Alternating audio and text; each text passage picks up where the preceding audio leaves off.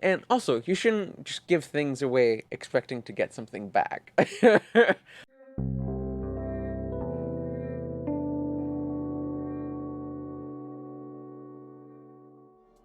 Well, hello and welcome to Mercury Rising, yet again with a new and cool background. I guess we're starting a new sort of series, and I guess that's a good way to kind of start it and just tell what I'm aiming to do with the channel. I guess I'm trying to do some series. They're kind of focused on different things, and this one, as you probably saw in the beginning, I tried to be clever and named it Keeping Up with the Moon.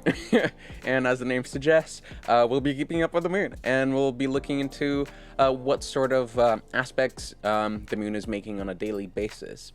And because the moon, in astrology at least, is the planet that moves the fastest out of all the other planets, there's a sense that the moon is connected to our sort of pace. The moon is changing signs every 3 days, and even though like we're more so down on Earth, really experiencing the set and rise of signs that changes about like every hour or so, the moon's pace is the closest planetary pace that we have to that. So with that said, I think that the aim of this horoscopic series, because this is really supposed to work as like a daily horoscope, is to see how the moon helps translate what the slower planets are trying to communicate with what they're doing. As the moon changes signs every 3 days and goes through the zodiac, she will be mingling and conversing with all the other planets and translating all that conversation into something that's a little bit more tangible to us down here on Earth. Yeah, this is what I'm trying to do, and these are all actually taken right away from my Instagram, which you can find at AstroBoyJoji. These videos are really like a longer form explanation of the rationale behind the delineations that I'm putting over there on Instagram and social media.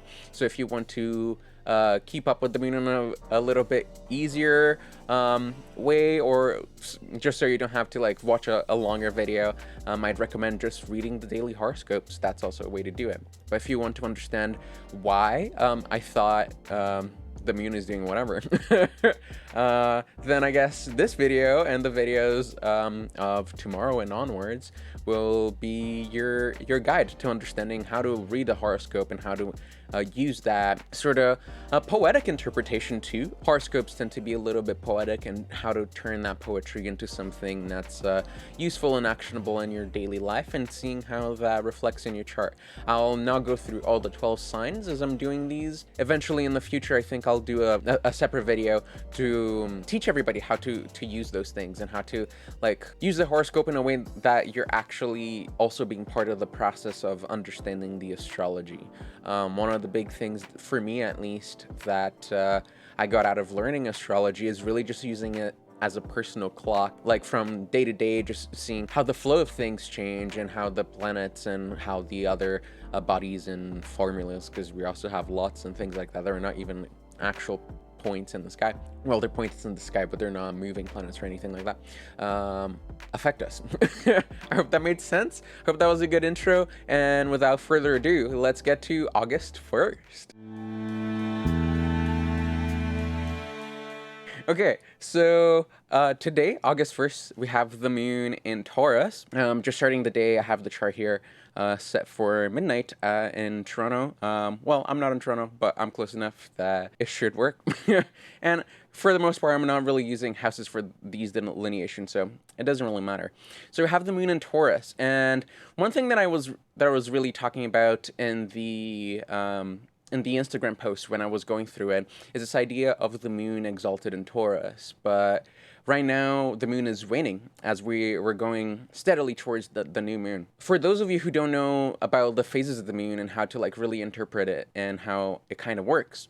So when we're talking about the moon, when the moon is waxing, so it's the phase that starts right after the new moon, it's building up in light. So there's that sense of like amassing energy, amassing resources, and like just really building up to something good. And that's why usually when we're talking about new moons, people usually say it's like good for manifesting things and to start new things, as the name suggests. Now, on the other hand, with the waning moon, we have a little bit more of like the dispel and discharge. And like the moon really speaks on the ebb and flow flow of life and how sometimes things are increasing and sometimes things are decreasing. With the moon in Taurus, while decreasing in light, I guess what we'd expect is this idea of getting rid of material resources that don't necessarily seem to be super useful. One thing that I put in the Instagram post as well was that there's this like big sense of like getting rid of what's excess. When we're talking about Taurus, we're always like really addressing things that you can own, things that you can touch, and as a Venusian sign also, it's those are the things that are like good and pleasing to look at. But with the moon waning, I feel like we might really need to think about what looks good and what feels fun and what's exciting, but might not need to be in our lives anymore. And then sometimes it's really hard to get used to the idea of just like throwing things away, because especially with the moon, especially with the moon in Taurus, there's an emotional attachment to tangible things. And this emotional attachment to tangible things is what allows us to create new things and to cultivate and take care of the things that we care for. But then sometimes we can spend so much time taking care of these things that they might not be beneficial to us all. And since we're talking about the moon in Taurus, every time she's in Taurus or any of the fixed signs, we're also talking about Saturn and how Saturn and Uranus are squaring one another on and off for the next little while.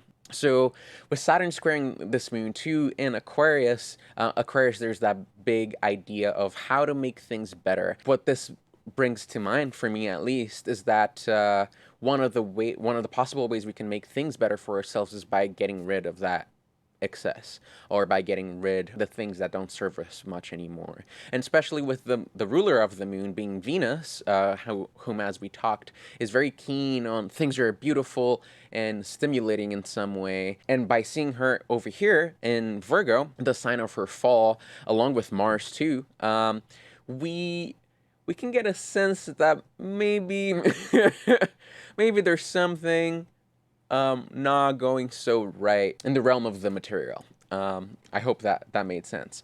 With Venus and Virgo, one of the struggles of Venus is this idea of perfection. And this is a thing that we're probably going to be talking about for the next few days, just because I think that Venus and Virgo is such an important placement, because it really makes us aware of what is the ideal and how to get to the ideal. As Virgo opposes the sign of Venus's exaltation, which is Pisces, which is the realm of dreams and where everything is perfect, Virgo, on the other hand, has, as an earth sign, has a really strong awareness that in the material world, things can't be perfect. You can try the best you can to make them perfect, but you might not get there. And I think what this transit of the moon is speaking about, because of this whole configuration, is this idea of what is perfect to you. Okay, so this is Editing Joji here. I just had to come back because I realized that I kind of got lost with the whole Venus and Virgo situation. I forgot exactly what it is that I was talking about. But the reason why I was saying that Venus and Virgo has such an important job is that Venus and Virgo is really aware of what she wants. That's why Venus and Virgo can run into some relational problems, because you can get so hung up on exactly what you want that you forget to just kind of enjoy the present or do all that fun stuff. You know, the reason why this is so important with this this waning moon in Taurus is that since we're trying to get rid of what it is that's not useful, or what it is that is just kind of like laying there in the background, it's fun and all, it's pretty, but it's really useless, it's not doing you any good or anyone else any good, we need to get a really tangible sense of what that ideal or that perfection is. And I know that perfection in Venus and Virgo is such a cheesy or keyword to use, but I don't know. I guess to try and challenge myself to use a different word, I guess what we can talk about with Venus and Virgo too is the idea of crafting. We see Venus as the goddess of artisans. When we're looking into the ancient texts and everything like that, I think Valence even says that people like Venusian natives or artisans and all of that kind of stuff. So you really get that sense of like crafting the the thing. You set yourself on the thing, and then you try to like go step by step and try to craft it and make it into a reality. But because we're still in Taurus and we're well, because we're still talking about the moon in Taurus, and like I said, there's this a little bit of attachment to what you do already have. It's almost like I forget the name of the thing. Um, Cognitive dissonance. Yeah, it's almost like a cognitive dissonance that you want the perfect thing, but you also like so satisfied with where you are at the same time that you don't really want to mess things up too much. If you, I guess, if you even consider from time to time that a thing maybe shouldn't be in your life or maybe needs to be tossed away, um, I guess that's a sign to do it, or maybe at least to like just give it some real thought. So yeah, I just wanted to say that because I thought that little bit got a little confusing. So yes. And one other thing too with Taurus, especially as we're on this first decan over here, the decan of the moon herself, so that she would have some sort of dignity by decan, not just by sign, how she's exalted. There's this big focus on like material and trade and all of those things, what's fair and what isn't. The reason why I'm saying this is because if we're willing to get rid of the things that are material and don't necessarily serve us anymore, then we can give them away to somebody else who might actually need that thing. And yes, I feel like that's a good way of showing gratitude, first of all, and I don't think that's a bad advice by any means. But yeah, so today I feel like this is kind of like the vibe. This even reminds me of like Marie Kondo, how it was like really big a few years back. I think probably before the pandemic. And how there's this how this idea of becoming grateful for the things that you own and for the service that they presented to you became such a popular thing. I think through this transit we need to bring a little bit back of that and show that gratitude, not by just discarding it and just throwing it away and it goes into waste and pollutes the environment after that.